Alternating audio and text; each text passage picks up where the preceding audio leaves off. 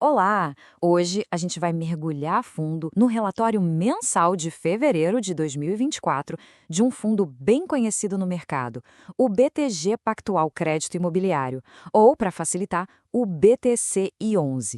A grande pergunta que guia a nossa análise é a seguinte: como é que um fundo imobiliário de primeira linha como esse está se virando, sabe, no meio desse cenário de inflação e juros que a gente vive hoje?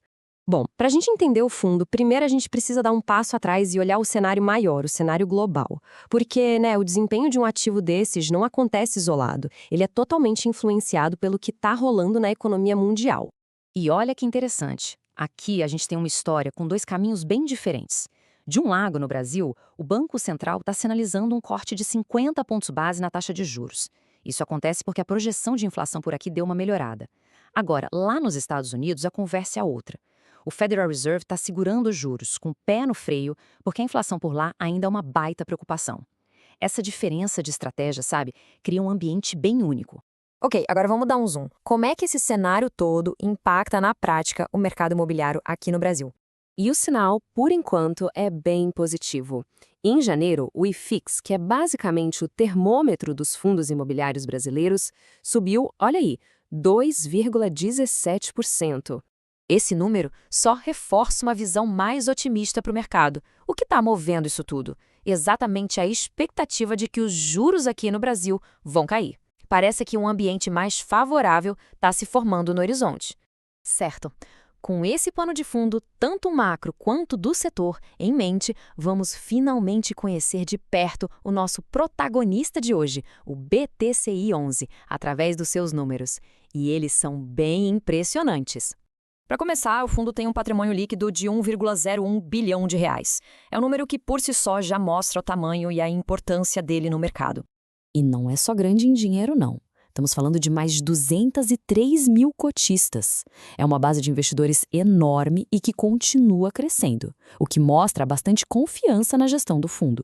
Agora, para quem investe pensando em renda mensal, esse aqui é o número-chave, um dividend yield de mercado de 12,6% ao ano, uma métrica bem atraente. Vamos em frente para ver como é que a gestão está trabalhando na prática para conseguir esses resultados. O que eles andaram fazendo no último mês? Mas antes de mostrar as compras, uma explicação rapidinha. A maior parte do fundo está investida em CRIs, que são os certificados de recebíveis imobiliários.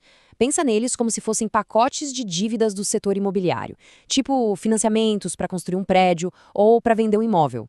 E aqui a gente vê a estratégia em ação. Em janeiro, a gestão investiu 51,2 milhões de reais no CRI da Direcional e mais 7 milhões no CRI da MRV. As duas são gigantes do setor residencial, então são movimentos bem estratégicos. Beleza, então eles compraram mais CRIs, mas como é que fica a foto geral da carteira do fundo? Vamos dar uma olhada por dentro, abrir o capô do BTCI11 para entender a estrutura do portfólio. A alocação principal é bem clara. A grande maioria, 81% do patrimônio, está em CRIs, que é o foco do fundo. O restante, 19%, está investido em cotas de outros fundos imobiliários, os FIIs.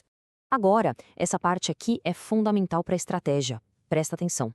95% dos ativos estão ligados ao IPCA, que é o nosso índice oficial de inflação. O que isso quer dizer? Que o fundo foi montado para proteger dinheiro da inflação e, claro, entregar um ganho real para quem investe. E a diversificação não para por aí, não. O fundo espalha os investimentos em vários setores do mercado imobiliário. O grande destaque é o setor de logística, com mais de 42%, seguido por renda urbana e shoppings. Essa variedade toda ajuda a diminuir os riscos de cada segmento. Bom, depois de ver a estratégia e o portfólio, chegamos na hora da verdade, os resultados. No fim das contas, como é que tudo isso se transformou em dinheiro no bolso? Essa tabela resume o mês de janeiro. O fundo gerou uma receita de 9,8 milhões de reais. Isso virou um lucro líquido de quase 9 milhões. E a parte que todo mundo quer saber. A distribuição de dividendos foi de 9,2 milhões, o que deu exatamente 0,093 por cota. E se a gente olha o histórico recente, dá para ver a consistência. O pagamento de janeiro está bem na linha dos meses anteriores, como o 0,097 de dezembro e o 0,096 de novembro. Isso mostra a capacidade do fundo de gerar renda todo mês. E essa tabela aqui é super útil. Ela mostra a rentabilidade equivalente. Basicamente, ela projeta o retorno que um investimento pode ter dependendo do preço que se pagou pela cota. É uma ferramenta-chave para analisar um bom momento de entrada e o potencial de ganho. Um ponto crucial para a gente pensar. E assim, a gente fecha com uma pergunta para todo mundo refletir. Levando em conta o desempenho do fundo contra a inflação e essa posição estratégica que ele tem no mercado, o que será que o futuro reserva para quem investe no BTCI 11?